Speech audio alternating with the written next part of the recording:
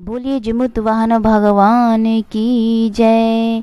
दोस्तों, आज के वीडियो में जितिया के अवसर पर, जितिया व्रत के अवसर पर 5 कथाओं का श्रवण करेंगे, जिन कथाओं के श्रवण करने मात्र से ही जिमुत वाहन भगवान का आशीर्वाद प्राप्त होता है और आपके पुत्र सदैव सर्वदा के लिए सफलता की अग्रसर होते हैं और उनकी रक्षा करते हैं। तो पहली कथा के अनुसार गंधर्वों के राजकुमार का नाम जिमुतवाहन था। वे बड़े उदार और परोपकारी थे। उनका विवाह माल्यवती नामक राज्य कन्या से विवाह हो गया। एक दिन जब वन में भ्रमण करते हुए जिमुतवाहन काफी आगे चले गए, तब उन्हें एक वृद्धा विलाप करते हुए दिखी। इनके पूछने पर वृद्धा ने रोते हुए बताया, मैं नागवंशी स्त्री हूँ और मुझे एक ही पुत्र है। पक्षीराज गरुड़ के समक्ष नागों ने उन्हें प्रतिदिन भक्षण के लिए एक नाग सौंपने की प्रतिज्ञा की। आज मेरे पुत्र शंखचूड़ की बलि का दिन है। जिमुतवाहन ने वृद्धा को आश्वस्त करते हुए कहा, डरो मत, मैं तुम्हारे पुत्र के प्राणों की रक्षा करूंगा। आज उसके बदले मैं स्वयं अपने आप को उसके लाल कपड़े में ढककर वध्यशिला पर लेटूंगा।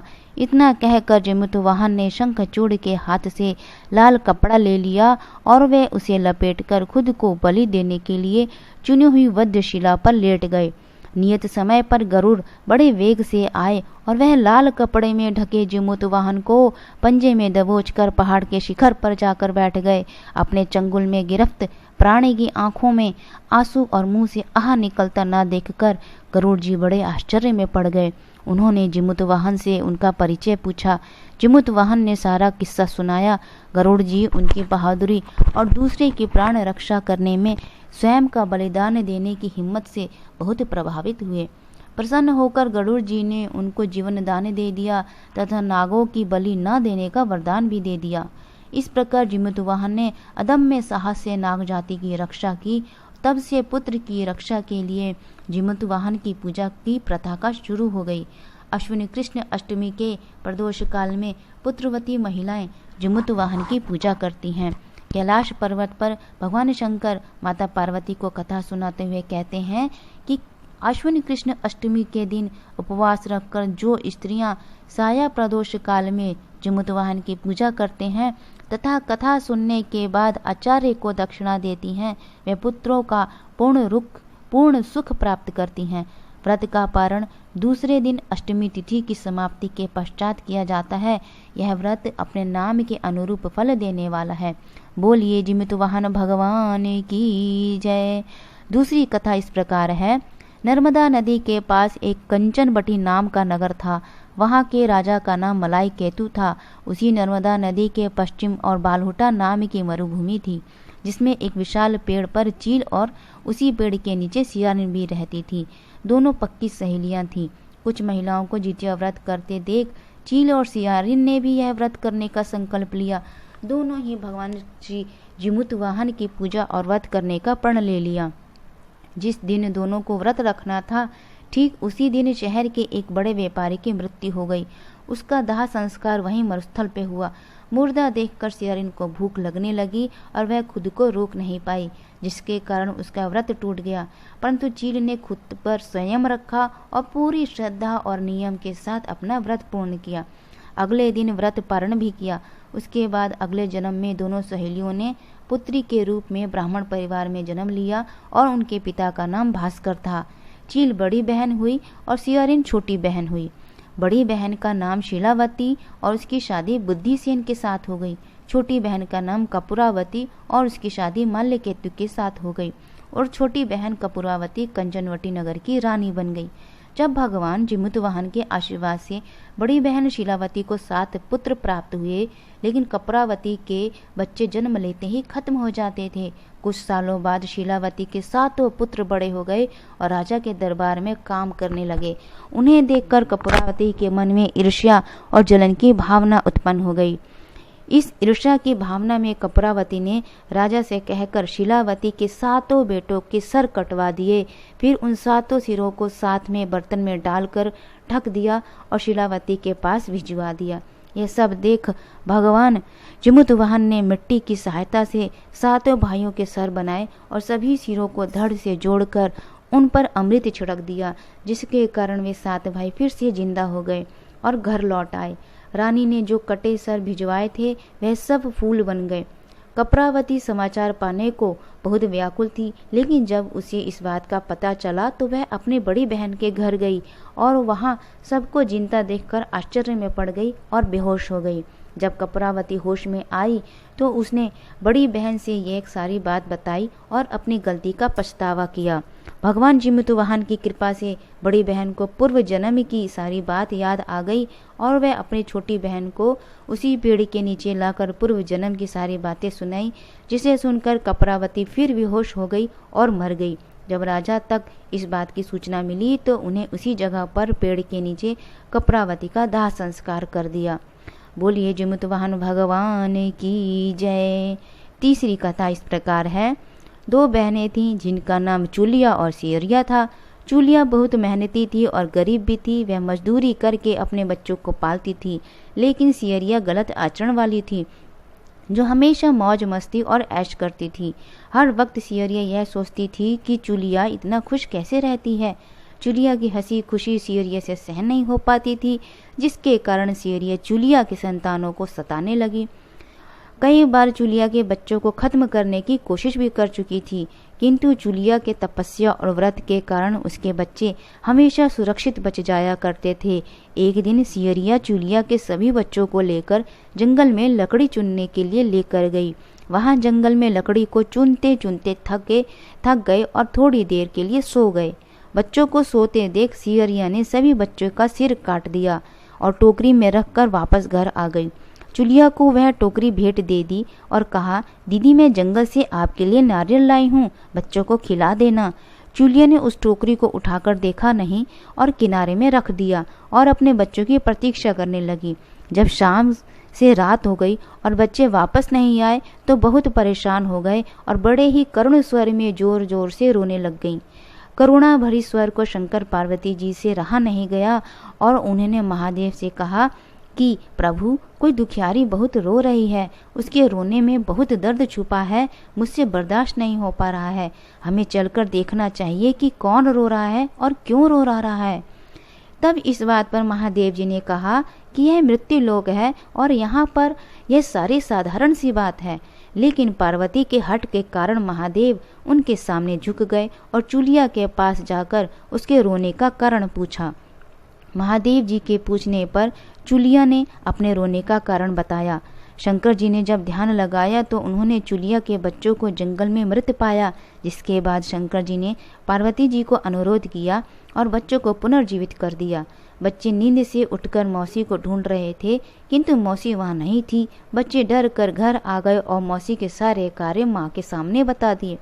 यह सब सुनकर चूलिया सियरी के पास जाकर लड़ने लगी कि तुम मेरे बच्चों को जंगल में क्यों अकेला छोड़ आई।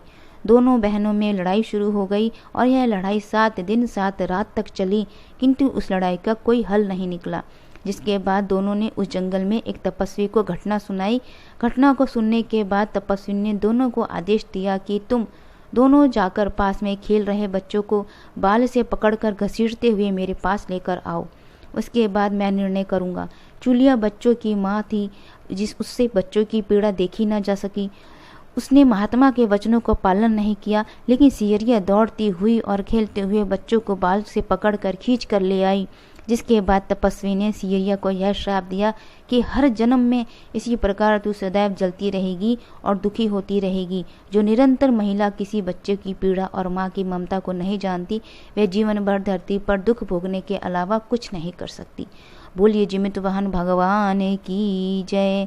जैसे आपने उसके बच्चे की रक्षा की है जिमुतवाहन भगवान, ऐसे ही हमारे परिवार हमारे बच्चों की रक्षा करें। चौथी कथा इस प्रकार है। 2 बहनें थीं, एक का नाम सुखिया, दूसरी का नाम दुखिया था। दोनों का भाग्य उनके नाम जैसा ही था। दुखिया गरीब थी, सुखिया सुखी थी, अमीर थी। दुखिया सुखिया के घर में काम करती थी, साफ सफाई करती थी, खाना बनाती थी। इसी तरह दुखिया का घर चलता था। समय बीतता गया, दोनों बच्चे थे। समय बीतता गया, दोनों को बच्चे थे। दुखिया को पुत्र थे और दुखिया को भी 2 पुत्र थे। जब जितिया का व्रत आया तो दोनों बहन जितिया का व्रत रखी थी। दुखिया सुखिया घर के काम में करती थी। व्रत के दिन दुखिया ने सुखिया के घर जो चावल फटका उससे जो खुद्दी निकला वह अपने लिए रख ली और साफ चावल सुखिया को दे दी। फिर साग चुनी, पत्तियों को डंठल से अलग किया। बढ़िया वाला साग सुखिया के लिए रख दी और जो डंठल था वह अपने लिए रखी। अब दुखिया ने सुखिया के घर सारा खाना बना दिया और अपने घर चावल की खुद्दी और साग की डंठल लेकर चली गई। खुर्दी का चावल और साग के डंठल बनाकर वह खाना अपने बच्चों के खिलाई और खुद भी खाई। उसके बाद दुखिया सोने चली गई। आधी रात में बूढ़ी औरत उसके घर पर आकर दरवाज़ा खटखटाती तो दुखिया पूछती है, कौन है? तब बूढ़ी बोलती है, बेटा हम हैं। दुखिया ने उठकर फाटक खोला और पूछती है, अम्मा आपको क्या चाहिए? इतनी रात में आप यहाँ किस लिए आई हो?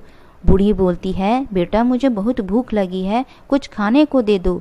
दुखिया उसे घर के अंदर ले जाती और कहती है, हम लोग बहुत गरीब हैं, आज मैंने खुर्दी का चावल और साग की डंठल बनाया है, क्या आप खाएंगी? तो बूढ़ी कहती है, हाँ क्यों नहीं खाएंगे, हमें बहुत भूख लगी है, हम वही खाएंगे। दुखिया अंदर जाकर खुर्दी का चावल और साग की डंठल लाती और बूढ़ी को दे देती खाने के लिए।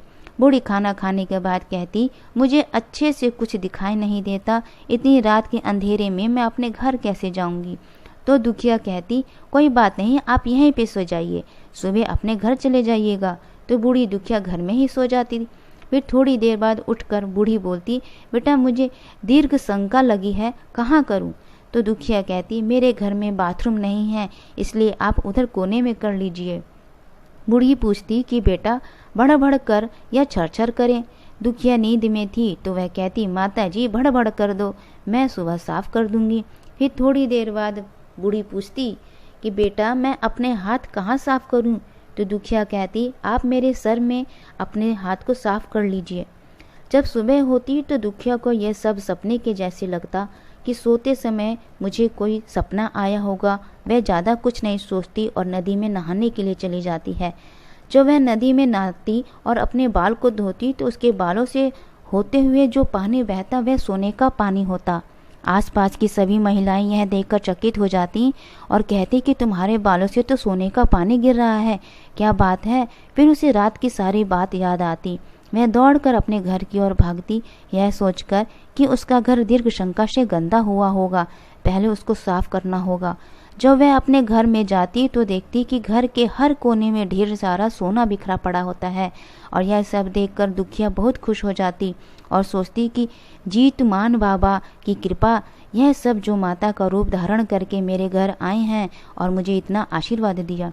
अब दुखिया अमीर हो जाती और सुखिया के घर जाकर अपना काम करना बंद कर देती।